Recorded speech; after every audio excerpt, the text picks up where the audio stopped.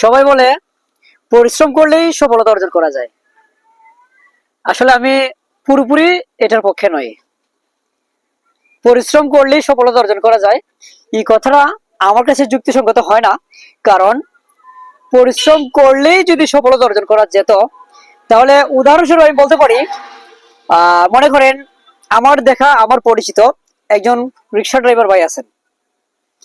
যদি শুধু পরিশ্রম করলে সফলতা অর্জন করতে পারতেন, উনি অনেকগুলো রিক্সার মালিক হতেন, অথবা আস্তে আস্তে তার ডেভেলপ হতো, অনেক উন্নতি হতো।